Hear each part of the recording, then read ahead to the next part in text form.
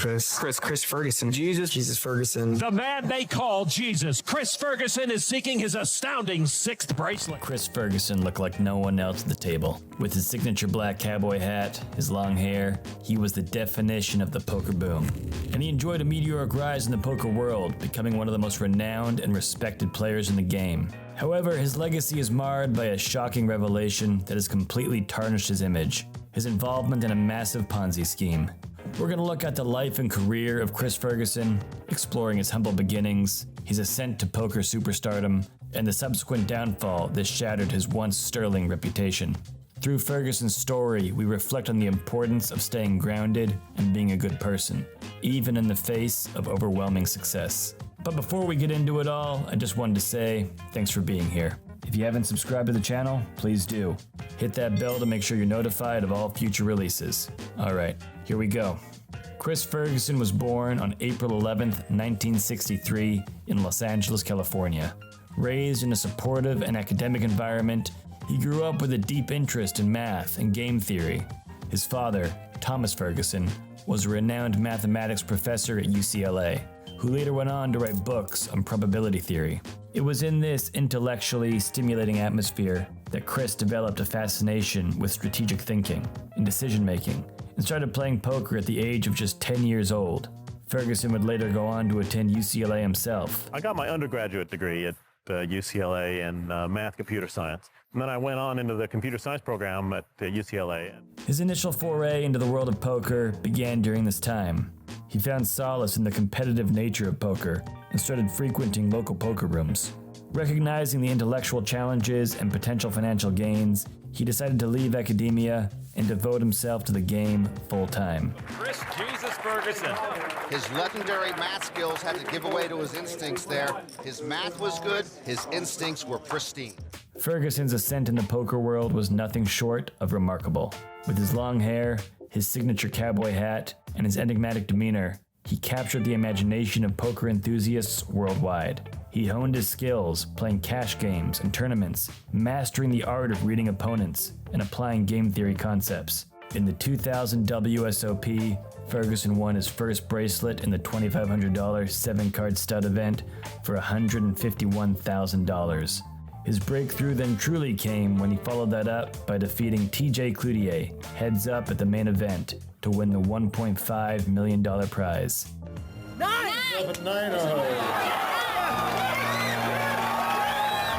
This triumph propelled him into the limelight and cemented his status as one of the game's elite. Over the next few years, he consistently delivered outstanding performances, winning 6 WSOP events in total. In 2004, he earned $120,000 in the main event for his 26th place finish out of 2,576 players. He finished runner-up to Phil Hellmuth in the 2005 National Heads Up Poker Championship. There would be no grief on the river this time for Phil Hellmuth. His queen's hold up, and he wins the National Heads Up Poker Championship. He made the finals again in 2006, but again finished second, this time to Ted Forrest. King of Hearts, Ted Forrest, is the National Heads Up Poker Champion. In 2008, he made the finals for the 3rd time, this time defeating Andy Block and winning the title. It's a 7 of clubs, and Chris Ferguson, he had to look at it for a while. Chris Ferguson is the 2008 Heads Up champ. At the 2017 WSOP, Ferguson, or Jesus as many began to call him due to his appearance, set a record with 23 cashes. He also won his 6th bracelet and first in 14 years at the WSOP Europe, which would win him the WSOP Player of the Year award. The most embarrassing thing that's happened to me at the poker table is losing. However, despite his fame and success, Ferguson's legacy took an irreversible hit in the aftermath of the 2008 financial crisis. It was discovered that he was a key figure in the infamous Full Tilt poker scandal, where players' funds were mismanaged and misappropriated, with many calling the entire situation a Ponzi scheme. Ferguson was one of the co-founders of the massive online poker site, and he, along with fellow poker superstar Howard Lederer and Ray First, were the subject of a civil complaint brought on by the U.S. Department of Justice. The once adored poker icon was accused of defrauding players out of millions of dollars. Internet gambling is crack cocaine for gamblers. You just click the mouse and lose your house. Ferguson, for his part, remained silent throughout the controversy, offering no apology, no explanation for his actions. And this lack of remorse further tarnished his image and damaged the trust he had built within the poker community. A lawyer for Ferguson denied the allegations, suggesting that the issues may have been the result of mismanagement, not malice, and the case was eventually dismissed in February of 2013. At the end of the day, the story of Chris Ferguson serves as a cautionary tale, reminding us of the importance of remaining grounded and true to our values, regardless of our achievements. Despite reaching the pinnacle of success in the poker world, Ferguson's fall from grace highlights the consequences of losing sight of ethical behavior. It is crucial that true greatness is not solely defined by material wealth or professional accomplishments. Success should be coupled with integrity, with compassion, and a commitment to doing the right thing. Chris Ferguson's controversial legacy serves as a reminder that even those who achieve great heights can stumble and make regrettable choices. Through his story, we learn that fame and fortune do not exempt individuals from the responsibility of being decent human beings. While his downfall has cast a shadow over his once glowing reputation, it's important to remember that people are multifaceted. It is possible to acknowledge his poker skills, which frankly are undeniable, and contributions to the game, while also condemning his unethical behavior. The complexity of human nature teaches us that individuals are capable of both admirable achievements and grave mistakes. Also, Ferguson's case emphasizes the significance of holding individuals accountable for their actions regardless of their status or their accomplishments. It is crucial for the poker community, as well as society at large, to demand transparency, integrity, and fair play from its members. The controversial legacy of Chris Ferguson stands as a cautionary tale about the perils of losing one's moral compass in the pursuit of success. While his rise to poker stardom showcased his exceptional skills and his strategic prowess, his involvement in the Full Tilt scandal subsequently shattered his reputation and betrayed the trust of many. Being on top of the world does not absolve us from our responsibility to be ethical and genuine individuals. But hey, let's be real. If you really feel the need to dupe others and take their money in a legitimate way, there's no better place to do it than at the poker table.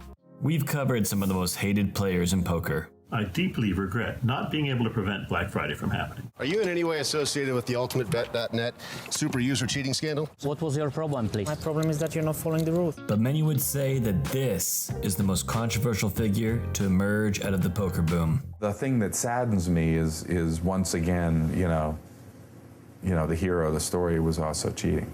The heroes of poker don't cheat.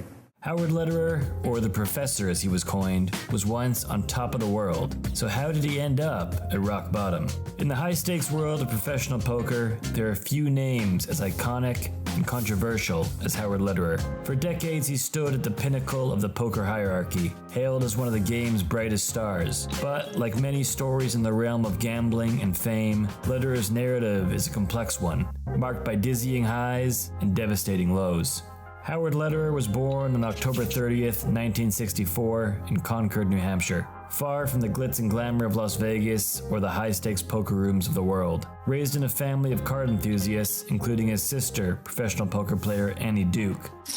Did you catch me beating my brother a pot? Lederer's early exposure to games like chess and backgammon laid the foundation for his later success in poker. It was actually through chess that he would discover poker. During his college years at Columbia University, he would frequent local chess clubs to hone his game. One of these clubs featured a back room dedicated to poker, and Lederer quickly became enamored with the strategic complexities of the game. His innate talent for mathematics and psychology made him a formidable opponent. Lederer's journey from a college student learning the ropes to becoming a poker icon was nothing short of remarkable. He honed his skills in underground New York City poker clubs, often playing against seasoned pros twice his age. His unassuming demeanor and mathematical genius earned him the nickname the Professor. I certainly felt that at some point in my poker career I'd get to the final table, but certainly in my first effort, this is the first time I've entered the big tournament. I didn't expect to get this far. As he gained experience, Lederer began to compete in prestigious poker tournaments, consistently performing well, and by the late 1990s and early 2000s, he was a household name in the poker world, known for his analytical approach and his unshakable composure at the tables. His success culminated in 2 World Series of Poker bracelets and numerous other accolades, making him one of the biggest poker stars on the planet. I am trying as hard as I can try. I am thinking as hard as I can think at the table. You may not see that, but it's there. Starting in 2002, he embarked on a remarkable journey of wins, including the 2002 World Poker Finals and the 2003 Party Poker Million. This thing is over. Howard Lederer turns up 2 pair and wins this pot.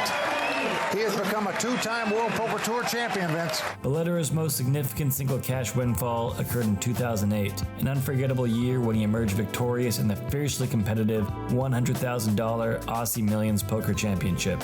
This monumental victory yielded him a colossal prize of nearly $1.1 million, cementing his status as a poker luminary on both the domestic and international stages. However, Lederer's seemingly unstoppable rise came to a dramatic halt in the wake of the Full Tilt poker scandal. Hard to let this go, but when you're beat, you're beat.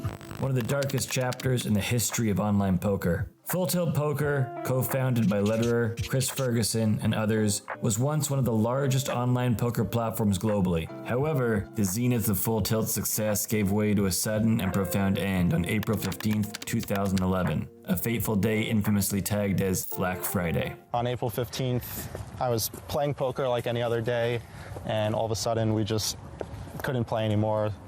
Money was frozen. The U.S. Department of Justice, in a sweeping move, barred access to several major online poker sites catering to American players, Full Tilt and PokerStars among them. It was like the end of the world in poker. It just everything stopped right there. It was over.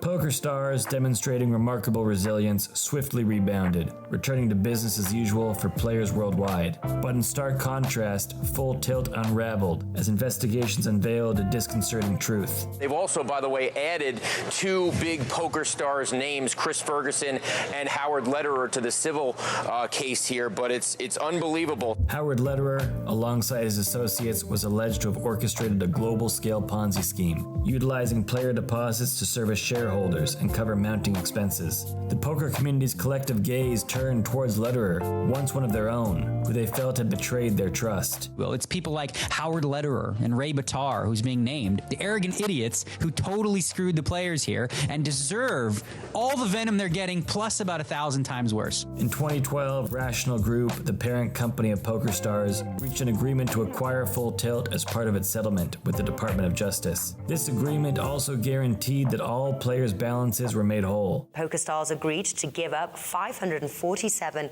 million to the federal government to pay all of the non-U.S. Full Tilt players. Howard Lederer, in a personal settlement with the Department of Justice, forfeited in excess of $2.5 million, although he steadfastly denied any wrongdoing. The poker community met this news with palpable dissatisfaction, viewing Lederer as a central figure in the debacle and yearning for a sense of justice. The professor, a moniker once synonymous with poker excellence, found himself unwelcome in the poker circuit. His disappearance from the public eye was conspicuous, with his last recorded live tournament appearance occurring in early 2011. It wasn't until May 20th, 2016 that Howard Lederer broke his silence, issuing a statement of contrition addressed to the entire poker community. In this reflection, he acknowledged his role and assumed responsibility for the tragic demise of Full Tilt, marking a moment in the saga of a fallen poker icon. In his apology, he wrote, "I take full responsibility for Full Tilt's failure to protect player deposits leading up to Black Friday. The shortfall in player deposits should never have happened. I should have provided better oversight or made sure that responsible others provided that oversight." Many poker players have seen this apology and do not believe there's authenticity behind it. We cover the scandal in detail in our other videos surrounding Chris Ferguson. Make sure to check out that video. The link is in the description. As of 2022, Howard Lederer's total live tournament winnings exceeded $6.5 million, with his last cash being in January 2011. His 44 cashes at the WSOP account for $1.5 million of those winnings. This story of Howard Lederer is a compelling narrative of triumph and of tragedy. filled with valuable lessons. First, it underscores the importance of accountability and ethics in the world of poker. No matter how successful one becomes, integrity and transparency should never be compromised. Lederer's fall serves as a stark reminder that even the most respected figures can face devastating consequences when trust is betrayed. You need to protect your reputation, and you need to make sure that people at least still respect your game. His journey also highlights the need for responsible gambling and financial management. The allure of success in poker can be intoxicating, but it should never overshadow responsible bankroll management and ethical decision-making. At the end of the day, Howard Lederer's life in the world of poker is a captivating tale of a rise and of a fall. His story is a source of lessons that remind us that the choices we make, both at and away from the poker table, can shape our destinies and leave a lasting legacy for better or for worse. I took and I take full responsibility for what happened. And what happened wasn't right, and it caused a lot of pain. The Full Tilt Poker Scandal. Full Tilt Poker? You can go yourselves. Black Friday. It's a multi-billion-dollar industry with millions of participants, and on Friday, it was shut down by federal agents. The darkest day in poker. It was like the end of the world in poker. It just, everything stopped. Whatever you want to call it, its impact on poker is undeniable and unescapable. We've even covered it twice on our channel in our deep dives on Chris Ferguson and Howard Lederer. But we wanted to go deeper, to discuss not just its devastating fall, but also its massive rise. Today we're doing the ultimate deep dive on Full Tilt Poker. They've also, by the way, added two big poker stars' names, Chris Ferguson and Howard Lederer, to the civil case here, but it's unbelievable. The world of online poker experienced an unprecedented boom in the early 2000s, with Full Tilt Poker emerging as one of the most prominent platforms. Full Tilt Poker not only became a household name for poker players and for casuals, but also represented the pinnacle of online poker innovation and allure. However, its dramatic rise was followed by an equally dramatic fall, marked by legal issues, financial mismanagement, and regulatory crackdowns. The site was officially launched in 2004 and was co-founded by a group of professional poker players, including Howard Lederer, Chris Ferguson, and Ray First. The site was developed by Tiltware LLC, with Ray Batar serving as CEO. These professional players, also known as Team Full Tilt, were instrumental in promoting the site and lending it an air of authenticity and expertise. They were definitely the cool kids in school. I mean, they built a team of players that everyone wanted to know about and play against and be like. The timing of Full Tilt's poker launch was also pitch perfect. The online poker industry was experiencing explosive growth, fueled by the moneymaker effect. 2003 World Series of Poker main event. That's the breaking point. Named after Chris Moneymaker, an amateur player who won the 2003 World Series of Poker main event after qualifying through an online satellite tournament. This huge increase of players was primarily a result of the explosion of online satellites. Moneymaker's victory demonstrated that anyone could win big, significantly boosting the popularity of online poker. Full Tilt Poker capitalized on this surge in interest by offering a user-friendly platform with innovative features. The software was robust, allowing players to multi-table and customize their playing experience. Full Tilt also introduced unique aspects such as railbirding, which allowed users to observe a high-stakes game involving professional players, thereby increasing engagement and aspirational appeal. Their marketing strategy was also highly effective. The company invested heavily in advertising, including television commercials and sponsorship deals with high-profile poker players. When I first started out, I tried to play like my idols. Then I learned to play like me. The Full Tilt Online Poker Series was introduced, featuring large guaranteed prize pools, and this attracted thousands of participants. The endorsement by professional players was a significant driver of Full Tilt's success. Lederer and Ferguson, both respected figures in the poker community at the time, played key roles in promoting the site. Their involvement lent credibility and attracted serious poker players and enthusiasts. And Full Tilt's roster of sponsored players grew to include other poker stars like Phil Ivey, Gus Hansen, and Tom DeWan, further enhancing its appeal. The site was among the first to offer Rush Poker, a fast fold variant that allowed players to quickly move to a new hand after folding, reducing downtime and increasing the number of hands played per hour. This innovation was particularly appealing to serious players looking to maximize their volumes and their win rates. The platform also fostered a strong sense of community. Full Tilt offered various promotions, bonuses, and loyalty programs that rewarded regular players. The site's forums and social features enabled players players to interact and to share strategies, further enhancing players' retention and loyalty. And by the mid-2000s, Full Tilt Poker has established itself as one of the leading online poker sites, rivaling PokerStars for market dominance. The site's success was reflected in its financial performance, with annual revenues reaching hundreds of millions of dollars. But that's the height. Let's get into the downfall. The FBI seized the domain names of PokerStars, Full Tilt Poker, and Absolute Poker, and prosecutors charged 11 people with fraud, money laundering, and illegal gambling. Full Tilt's downfall began with a series of legal challenges that culminated in the events of April 15, 2011, known in the poker world as Black Friday. On this day, the U.S. Department of Justice unsealed indictments against the founders of the three largest online poker sites operating in the United States: Full Tilt Poker, PokerStars, and Absolute Poker Ultimate Bet. On April 15th, I was playing poker like any other day, and all of a sudden we just couldn't play anymore. Money was frozen. The indictments included charges of bank fraud, money laundering, and illegal gambling operations. For Full Tilt Poker, the immediate consequences were severe. The DOJ seized the company's domain names and froze its bank accounts, effectively shutting down its operations in the U.S. market. Players were unable to access their funds, leading to widespread panic and outrage. This time it really felt like it was. Sites were shut down. People's funds were frozen. The DOJ and federal government issued statements saying, basically it's over, guys. And in the aftermath of Black Friday, further investigations revealed significant financial mismanagement at Full Tilt Poker. The company was accused of operating a Ponzi scheme where player deposits were used to pay operating expenses and distributions to owners, rather than being kept in segregated accounts as required. They always got the same answer. Player funds are safe and secure. We keep them segregated.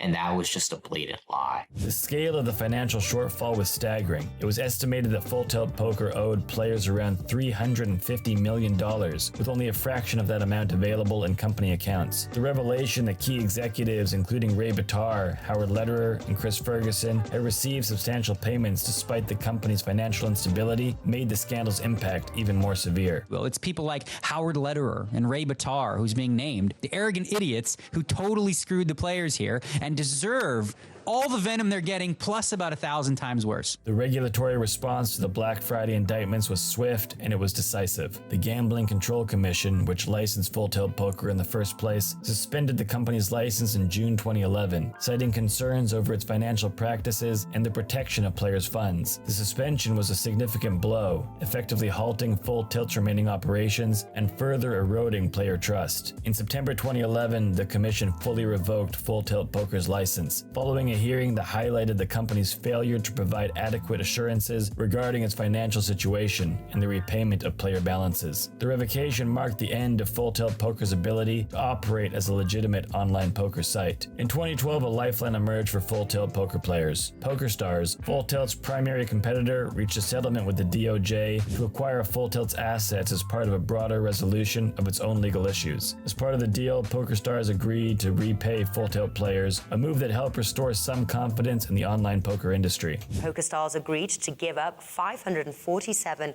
million to the federal government to pay all of the non-US Full Tilt players. Under the terms of the agreement, PokerStars paid $731 million to the DOJ, which included funds allocated for the reimbursement of Full Tilt Poker players worldwide. The settlement enabled the return of player balances, although the process took several years to fully complete. Following the acquisition, PokerStars relaunched Full Tilt Poker in November 2012, positioning it as a sister site with a focus on recreational players. The new Full Tilt retained some of its original branding and features, but operated under the oversight of PokerStars' parent company, Rational Group. Despite the relaunch, Full Tilt Poker never regained its former prominence. The damage to its reputation and the shift in market dynamics post-Black Friday made it difficult to compete with established sites like PokerStars. In 2016, Rational Group merged Full Tilt's player pool with that of PokerStars, effectively ending Full Tilt's distinct identity as a standalone brand. So let's discuss the key players here a little more. Howard Lederer, known as the Professor, was one of Full Tilt Poker's co-founders and a key figure in its rise. He played a significant role in promoting the site and recruiting other professional players. However, Lederer's reputation suffered immensely following the revelations of financial mismanagement and his involvement in the distribution of company funds. He faced multiple lawsuits from players and was widely criticized within the poker community. I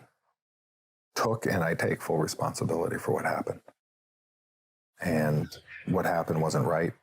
and it caused a lot of pain.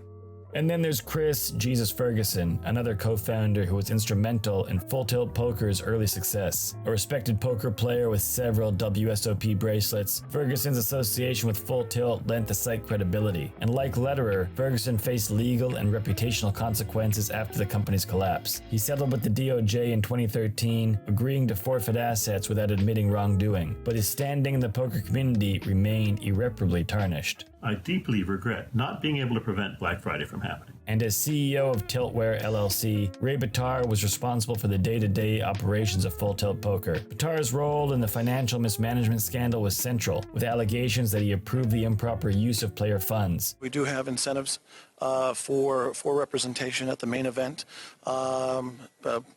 Particularly if they make the final table, they get a $100,000 bonus. Arrested in 2012, Bitar faced multiple charges and ultimately entered a plea agreement resulting in forfeiture of assets and a prison sentence. At the end of the day, the story of Full Tilt Poker is a tale of rapid success followed by a dramatic collapse. The company's rise was fueled by innovative features, effective marketing, and the endorsement of professional players, making it a leader in the online poker industry. However, its downfall was precipitated by legal issues, financial mismanagement, and regulatory actions that ultimately led to its demise. The company's failure to safeguard player funds and adhere to legal standards not only led to its downfall, but also had far-reaching implications for the broader online poker community. The resolution of players' balances through PokerStars acquisition provided some relief, but the damage to trust and reputation was irreversible. Today, Full Tilt Poker remains a symbol of both the potential and the pitfalls of the online poker boom, offering valuable lessons for the industry moving forward. The thing that saddens me is once again, the hero of the story was also cheating. The heroes of poker don't cheat. And that's all we have for this one. Thank you for watching this supersized episode of Poker Boom. If you'd like more larger deep dives like this, let us know in the comments and we'll start putting them in our pipeline. As always, we'll see you in the next one.